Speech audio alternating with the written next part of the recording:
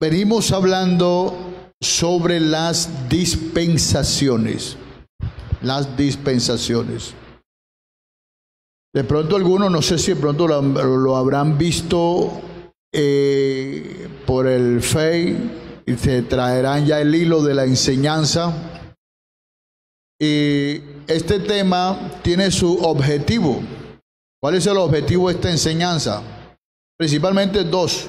Uno, que cada oyente tenga una herramienta más para una mejor comprensión o división correcta de las Escrituras. Porque los cristianos debemos ser versados en la palabra de Dios. Debemos ser versados. Eso debemos conocerla bien. No únicamente nosotros habituarnos a oír una enseñanza que nos motiva un poco y ya.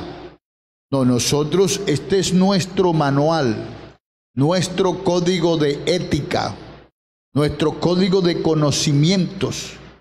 Máxime en estos tiempos donde se levantan tantas filosofías y escuelas raras, que hay que prestarle atención entonces a la palabra de Dios, como dice la Biblia, que hay que estar atento a ella como a una luz que alumbra, como una antorcha que alumbra en un lugar oscuro.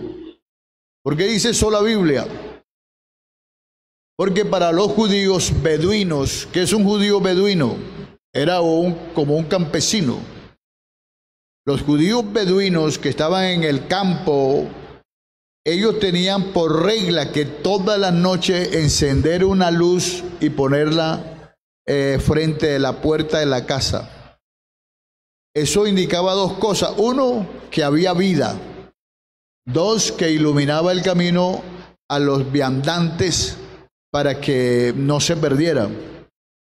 Entonces, por eso dice que asimismo hay que estar pendiente a la palabra de Dios como una luz que alumbra en lugar oscuro. Y esta luz la ha puesto Dios.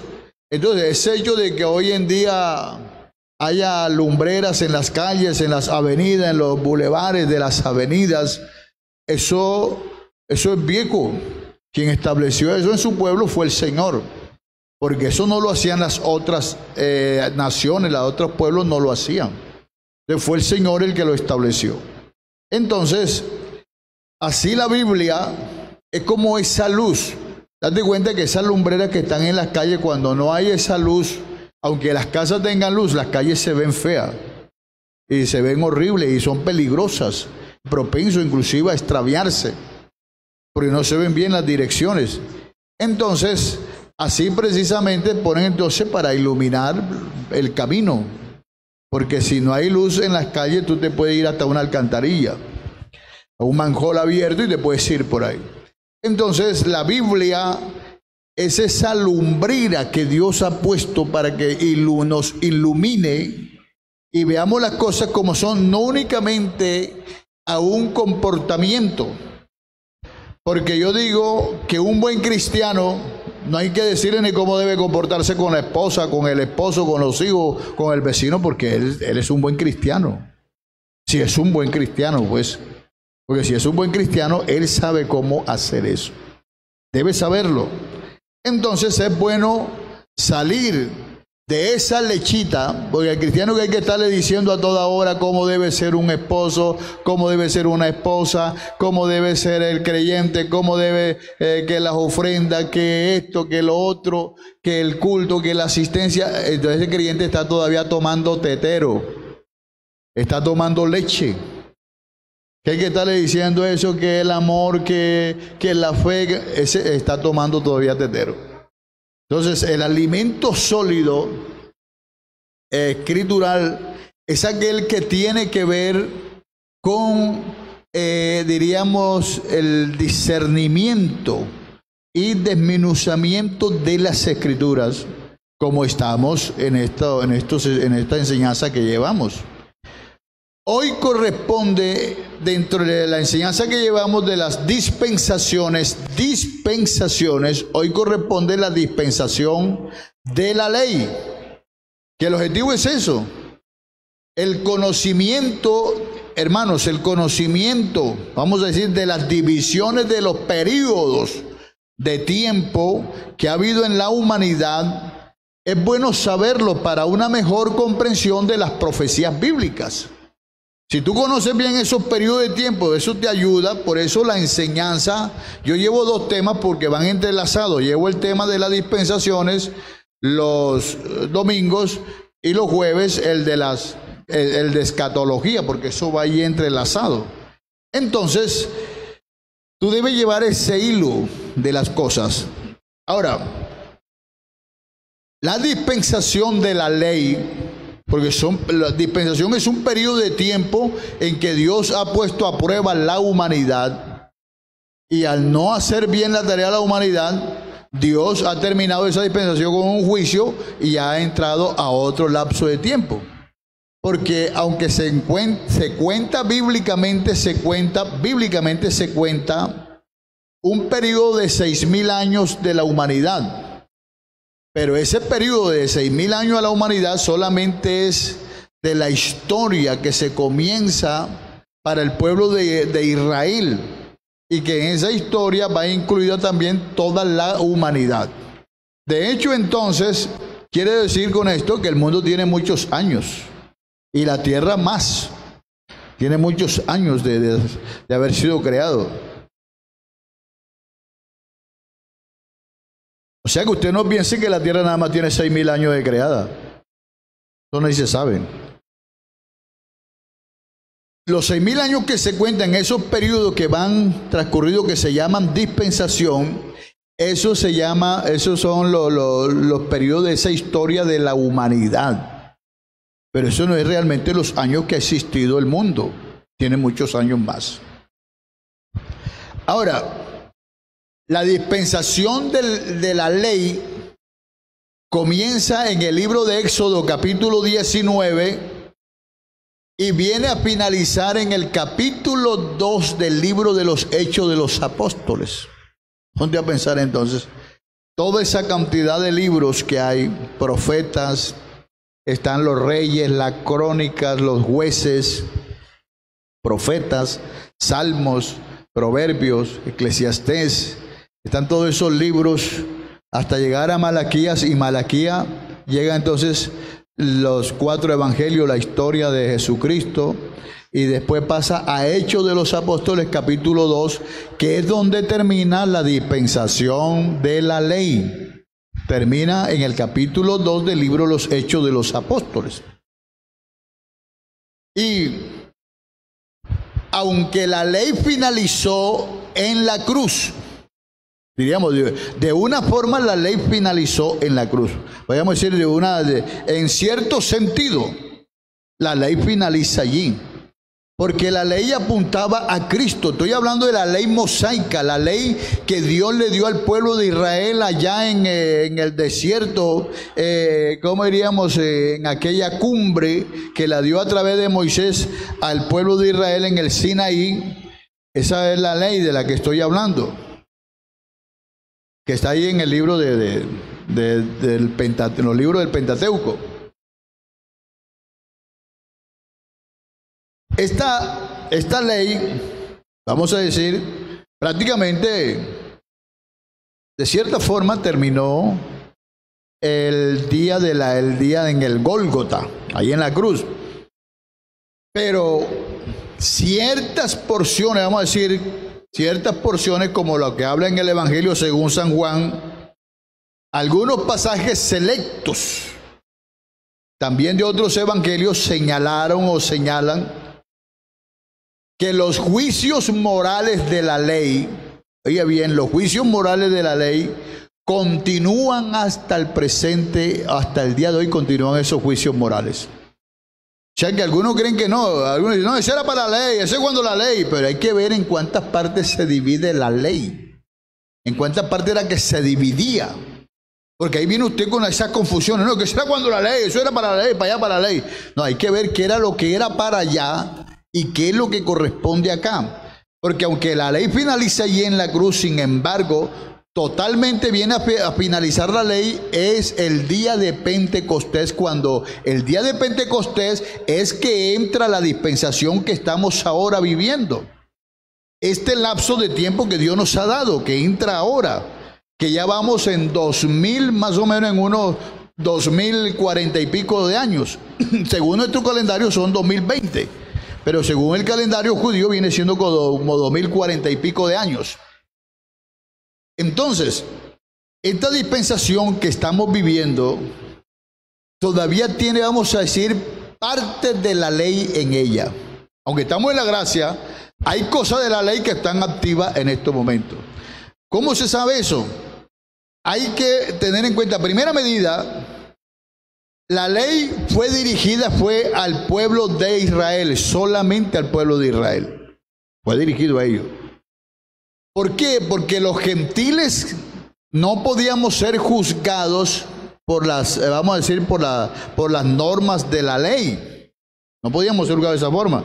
Vamos a decir, aunque no podíamos ser juzgados por la norma de la ley, ¿por qué no podíamos ser juzgados por la norma de la ley? Porque no pertenecíamos al pueblo de Israel, a ese pueblo que Dios escogió desde Abraham para acá. Entonces, pero sin embargo, la ley sí afectaba a todo el mundo, porque era una dispensación para toda la humanidad. Pero el centro de acción de la ley era allí en el pueblo de Israel. Entonces, la ley contenía un detallado sistema de obras incluidas, que por eso puedo decir que la ley se divide en tres partes. Que eso es lo que tú tienes que tener en cuenta, las tres partes de las divisiones de la ley. Y de ahí tú te das cuenta cuáles se han cumplido y cuáles no se han cumplido. La primera parte que se divide la ley la encontramos allí en Éxodo 21 al 6, que son los mandamientos. Los mandamientos. En los mandamientos estaba expresada la voluntad de Dios.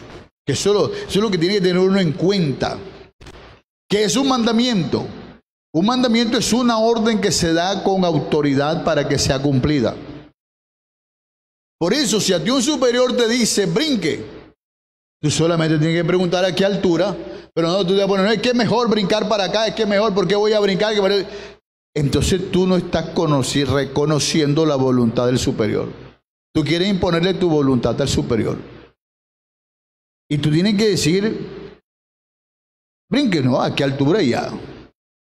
O tú puedes decir, bueno, a mí me parece tal cosa. Pero en cuanto a Dios, no es así.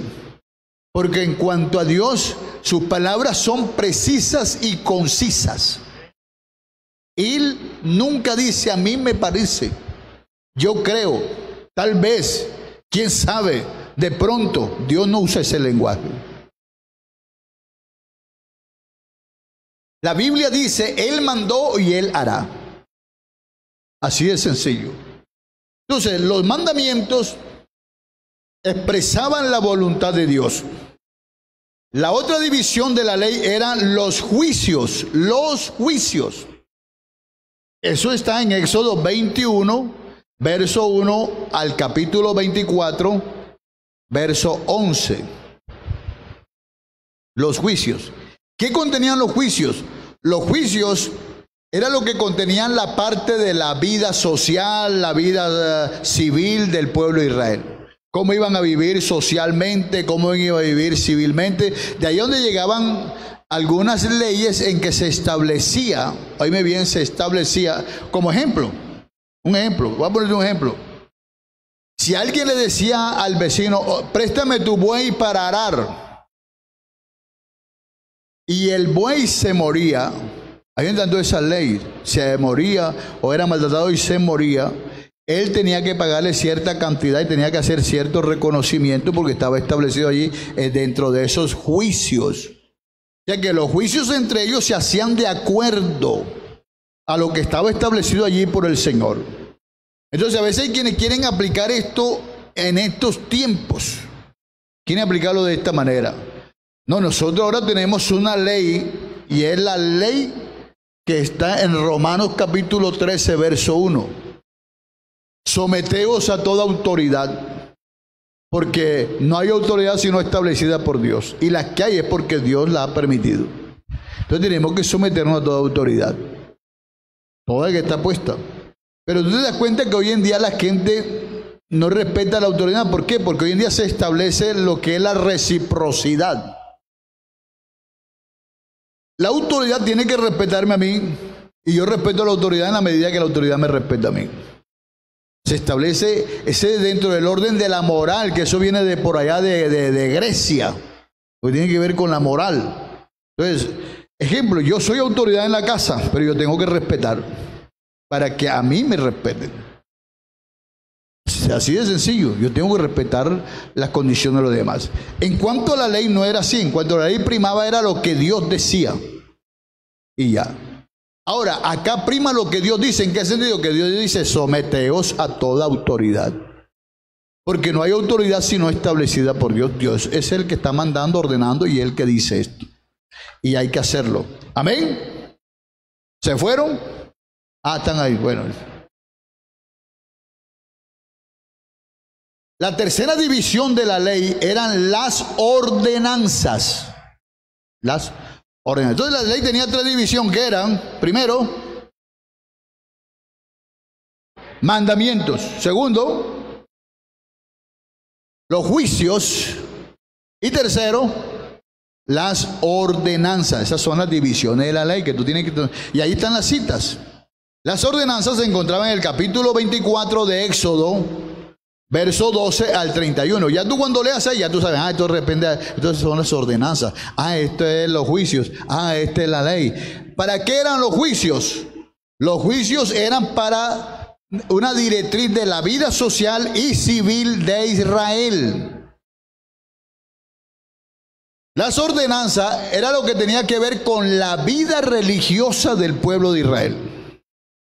Para eso eran las ordenanzas. Éxodo 24, verso 12, al capítulo 31, verso 18. Entonces, el sistema que había allí dentro de lo que eran las ordenanzas, el sistema que había en cuanto al sistema religioso de los sacrificios, el sacerdocio, todo eso fue incluido, y vamos a decir, era un tanto legal como también un acto de gracia. O sea que la gracia de Dios, por eso cuando Pablo dice, porque la gracia de Dios se ha manifestado para salvación. Eso quiere decir que en otra oportunidad se había mostrado, pero no para salvación, sino ya para otras cosas se había mostrado. La única parte donde se muestra para salvación es que en el caso de Noé y su familia. Y en otras cosas se muestra para bendición, para bendecir. Pero sí se muestra para salvación. La única parte que se muestra para salvación de una forma mundial, puedo decir, para explicarme mejor, de la gracia de Dios se ha manifestado para salvación. ¿A quién? A toda la humanidad. Para toda la humanidad. Y no únicamente se muestra para salvación toda la humanidad, sino que también nos enseña. Eso no estaba en el pueblo de Israel. Tenían la ley prescrita y todo, pero no estaba el Espíritu Santo allí para guiarlo y enseñarlo. Mira cuán bendición tenemos nosotros. Gloria a Dios. Una alabanza al nombre del Señor. Aleluya. Alabado es el nombre de Jesús. Entonces, el gobierno, vamos a decir, en esa dispensación de la ley, era una teocracia en el pueblo de Israel, desde luego. ¿Por qué era teocracia?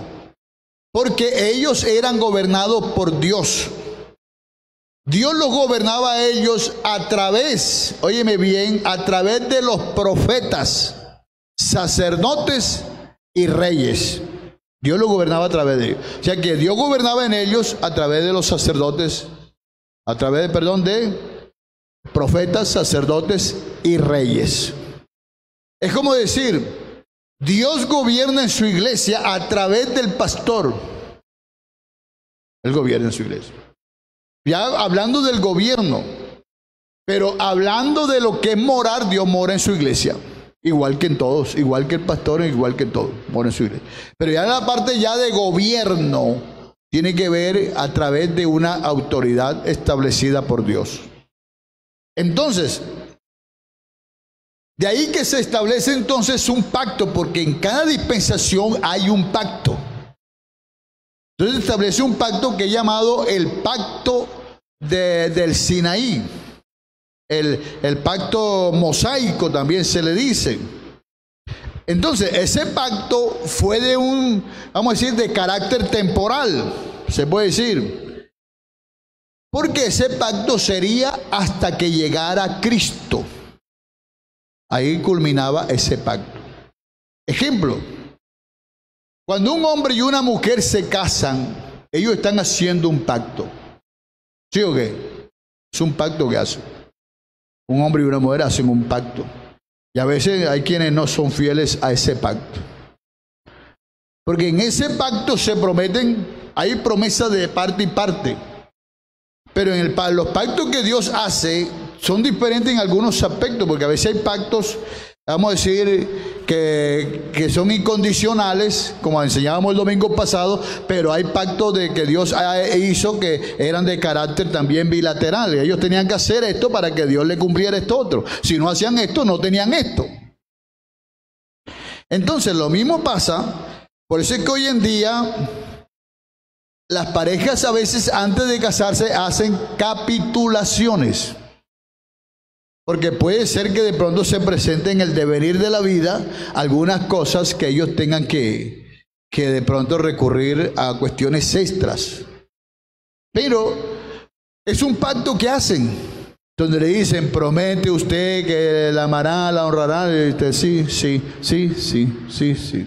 Le preguntan a la esposa, promete usted que tanto, sí. Pero después, lo mismo le pasaba al pueblo de Israel. Se olvidaba del pacto. Se olvidaba de las cláusulas del pacto. Y eso trae consecuencias. Traía sus consecuencias, como también todo eso trae consecuencias si no se cumple con un pacto. Entonces, por eso es que vienen algunas cosas que se establecen por no cumplir dicho pacto. Entonces, podemos decir que este pacto que se establece allí era un pacto condicional, no incondicional, sino condicional. ¿Por qué? Porque la bendición de Dios para ellos dependían de acuerdo a la obediencia. Entonces, a veces hay quienes quieren sujetar eso a esta forma. Quieren sujetar las cosas de hoy a ese tiempo de la ley. De ahí que algunos cristianos, ellos dicen o piensan, si Dios me bendice, yo hago esto. Y si Dios no me bendice, yo no hago esto otro. Parece que se trata como de establecer un trueque. Inclusive, hay denominaciones que le dicen a la gente, venga y siembre para que coseche. Porque la Biblia dice, el que escasamente siembra, escasamente se grata. Y algunos dicen, no, pero a mí me resultó. A mí me resultó, dicen algunos. Yo de eso no sé, pero lo que sí sé es lo que la Biblia dice. Y aquí la condición era para el pueblo de Israel, no para nosotros. Para nosotros Dios nos dice, buscad primeramente el reino de Dios y su justicia, y lo demás les será añadido. En este tiempo Dios le dijo eso al pueblo de Israel. Y también va para nosotros, también es aplicable a nosotros. He aquí que yo estoy con vosotros todos los días hasta el fin del mundo. No es hasta el día que tú andes bien. Él está contigo. Dios es fiel a su palabra. Porque hay quienes creen entonces que Dios, así como el espíritu dejaba a David y dejaba a Sansón, entonces hay quienes dicen, no, ando alicaído porque me cortaron el cabello y estoy sin fuerzas. El espíritu de Jehová se fue de mí. casi de esa forma, parece que lo entendieran de esa forma. El Señor lo dice claramente: yo estoy con vosotros todos los días hasta el fin del mundo. El hecho de que tú te tuerzas, discúlpame la expresión,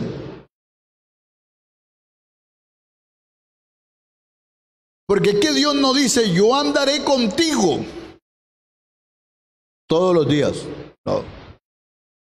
Dios dice yo estoy con vosotros. Y vosotros incluye la iglesia.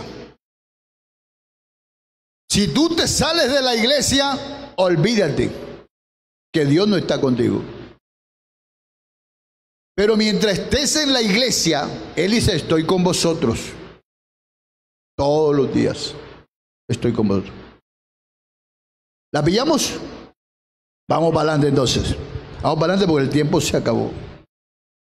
Entonces, la primera vez que en la historia de la Escritura se reveló un completo y detallado sistema religioso, vamos a decir, el sistema religioso bajo la ley, fue en ese momento que Dios le dio la ley al pueblo de Israel.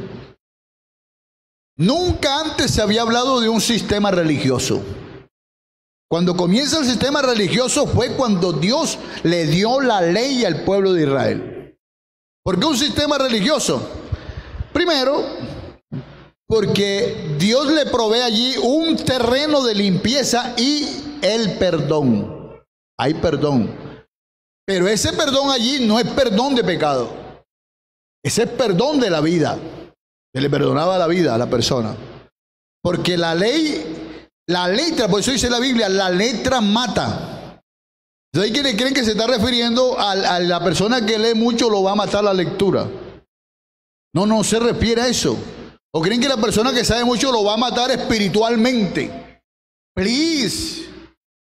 Dejemos esas niñadas, porque eso no es así. Cuando dice que la letra mata, se estaba refiriendo a la ley. Porque la ley era, si tú haces esto, vives. Si no, baila. Eres muerto a pedradas, dilapidado allí. Te ponían la lápida ahí mismo, un montón de piedra. Moría. Y muchas veces algunos tenían que apedrear hasta sus propios amigos queridos y hasta familiares. La ley no era cosa sabrosa.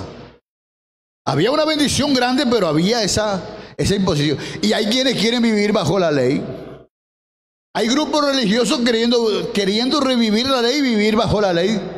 Sí, cuando la ley prácticamente traía a veces hasta maldición, porque había maldición y había bendición. Entonces la persona tenía que saber escoger. Entonces Dios allí le provee un terreno en ese sistema religioso para la limpieza y el perdón. Y segundo, se establece la oración y la adoración. Es la primera que se establece ese orden de oración y adoración allí. Y tercero, porque usted no encuentra en la Biblia de ahí para atrás que la gente hubiese estado haciendo culto a Dios. De ahí para atrás nadie le rendía culto a Dios, ni hacían culto, ni hacían oraciones, ni hacían ninguna de estas cosas. Porque date cuenta que aún cuando Dios le ordena a Abraham sacrificar a Isaac, eso era algo nuevo para él, quizás, porque ofrecer al hijo en sacrificio.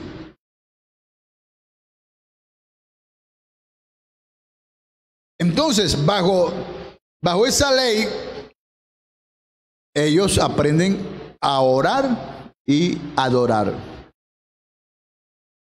Y en cuarto lugar, podríamos decir en tercer lugar, perdón, en tercer lugar, también les estableció o les ofreció, podemos decir, una esperanza futura.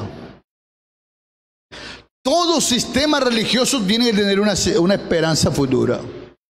Y ese es el problema de algunos sistemas religiosos, que su esperanza futura es una esperanza vaga, puesta en cualquier hombre, en cualquier personaje.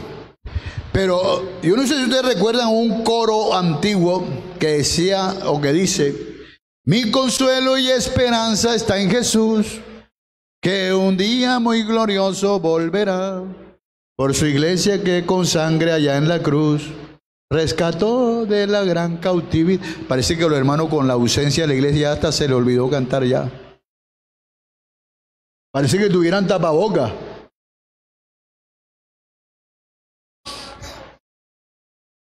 A ver cómo dice el coro. O no lo saben.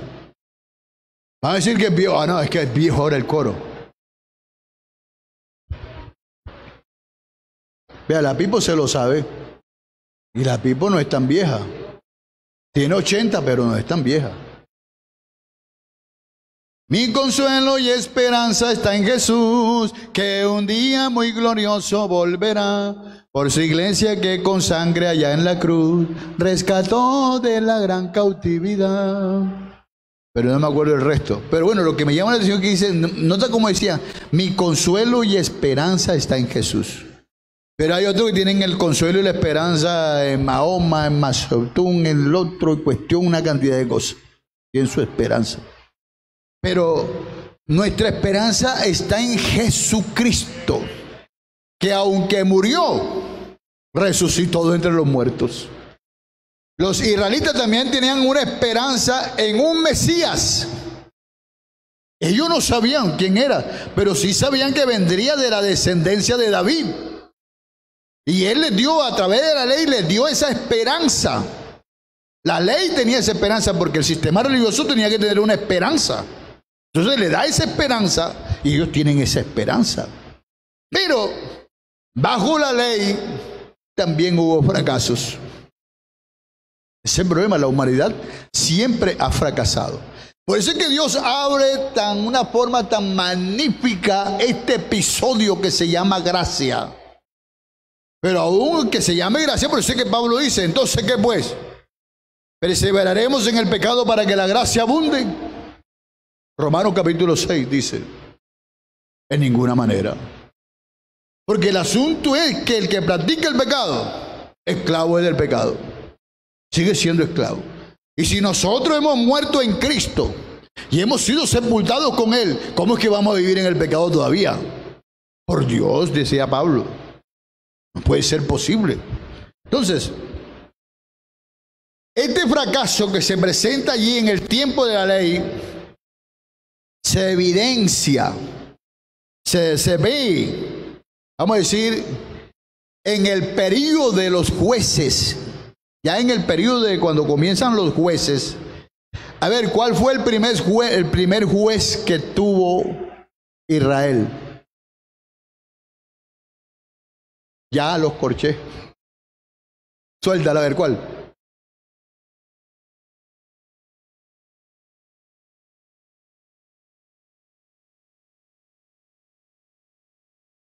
A ver, se lo voy a cantar. Mira que te mando que te esfuerces y seas un cristiano verdadero. Primer juez, Josué. Cuando comienza la etapa de los jueces, ahí comienza, ¿por qué? Por los fracasos que había en el pueblo. Habían siempre fracasos y eso prosiguió, esos fracasos, hasta después de la muerte del rey Salomón, que es cuando se divide Israel, se divide en dos partes. Yo creo que muchos saben eso, pero en la próxima enseñanza vamos a ver algo más a fondo sobre ese periodo. Entonces, durante ese periodo de la ley, se presentan esos fracasos durante el periodo de los jueces, porque cuando los jueces estaban bajo la ley también. Pero, podemos decir, hubo un tiempo en que la ley en Israel fue completamente olvidada. No se supo más nada de la ley. Olvidada, ignorada, y cayeron en idolatría. Caían en idolatría, que podemos decir, esa idolatría reinaba de una forma suprema entre ellos, que era, entonces venían los problemas. Porque estaban violando el pacto que Dios le había dicho, que comenzaba diciéndole, No tendrás dioses ajenos delante de mí, ni te harás imagen de ninguna cosa creada, ni de las que están en los cielos, ni arriba de los cielos, ni en la tierra, ni debajo de la tierra. Ni te inclinarás a ellas, ni las honrarás, ni las adorarás. Eso está ahí en los 10 mandamientos. Eso está ahí. Pero ¿qué dicen algunos? No, nosotros lo que hacemos es recordarlo a través de las imágenes. No, el Señor dice, no te harás imagen de ninguna cosa. Entonces el pueblo de Israel caía en esa idolatría, caía en ese sistema que reinaba entre ellos. Entonces, por eso es que luego viene lo que es ya un nuevo establecimiento, y por eso era que usted ve que el pueblo caía en problemas y Dios le levantaba un juez. Ahí se ve la gracia de Dios, que aunque ellos caían en problemas y tenían problemas, le venía entonces Dios, le levantaba un juez, los libraba, tal, la luchaba por ellos, los guiaba durante tanto tiempo. Y dice, y gobernó el Julano hasta tanto tiempo, y gobernó Perencejo hasta tanto tiempo. Usted ve toda esa historia. Qué bella historia, tan incomparable. Es una historia maravillosa, la historia del pueblo de Israel. Y la historia, vamos a decir, tiene su punto cumbre, y es Jesucristo, el Rey de Reyes y Señor de Señores.